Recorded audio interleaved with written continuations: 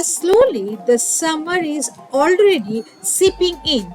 So, to get rid of this tremendous heat, you can try this delicious fish curry where lightly fried fish pieces are simmered in a yogurt based gravy. It comes together quickly and is deliciously mellow in taste.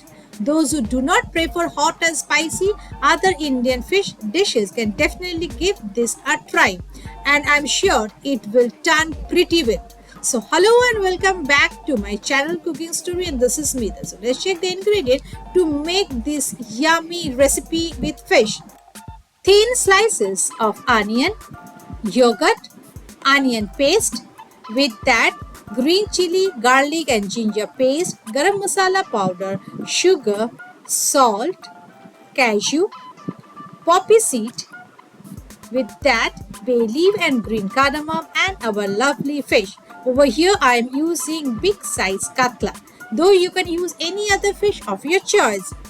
Now first of all, take the fish and marinate it with little salt for 10 to 15 minutes before frying it down.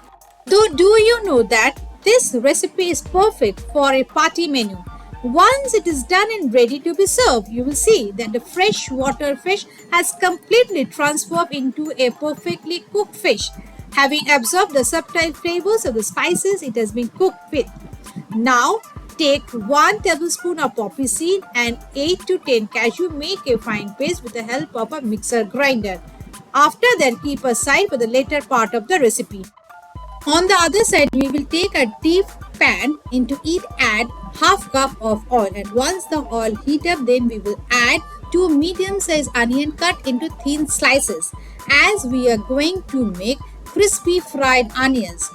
Also known as beresta, these are the thin onion slices deep fried to perfection until golden, fragrant and crisp.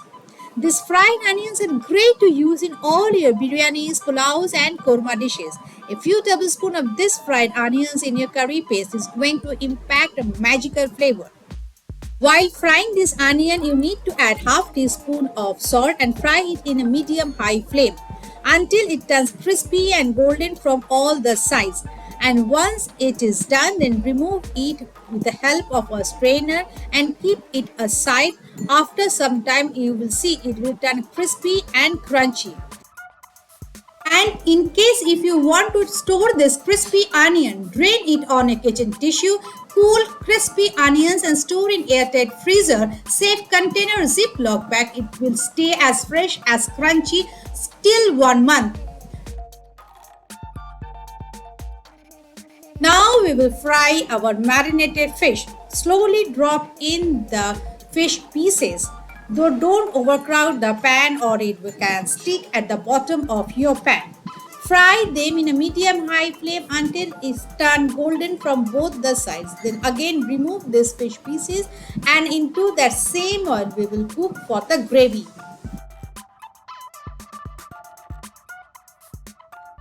Next, everything is sorted. Now let's do the gravy part. In that same oil, add 2 to 3 bay leaves, 3 to 4 green cardamom, and once it starts to crackle, then add 3 large onion paste. As in this recipe, I have used 10 to 12 pieces of large katla pieces, so I have taken 3 large onion. In case if you are not using so many fish pieces, then you can reduce the onion. Now stir it well and cook for 4 to 5 minutes or until the raw smell of the onion goes away and oil start to release. At this point of time, add 2 tablespoons of ginger, garlic and green chili. In this I have used 3 green chilies. After that, add salt as per your taste and 1 tablespoon of sugar. Again stir and cook for another 4 to 5 minutes till the raw smell from the ginger and garlic goes away. Once you are done, then we will add the other ingredients. Now add the paste of cashew and poppy seed which you have done at the beginning of the recipe. After that, add half cup of mixed yogurt. Once you add all this, then quickly you need to stir it continuously, and at this point the flame should be low or else there is a chance for the yogurt to get curdled. After stirring it for a few minutes, then we will add 1 cup of water so as to make the gravy. Though if you want to make the gravy little thin, you can also add 1.5 cup of water. Now after adding the water, then we will slowly slide the fish pieces in the gravy and check the seasoning. After that, increase the temperature and cook for 3 to 4 minutes. Adjust the water as your liking if you think necessary to add some more water. Next, after adding all the fish pieces, then the sauce should continue simmering for a while till you can see oil floating on the top. That's from the yogurt. Once everything is done and it's cooked for 4 to 5 minutes, at the end stage, we need to add 1 teaspoon of garam masala powder from top and then add the crispy fried onion from top and then cook for another 1 to 2 minutes. After, switch off the flame and give a standing time of 10 minutes before serving hot with steamed rice. And now it's time to enjoy this yogurt based fish curry with your friends and family.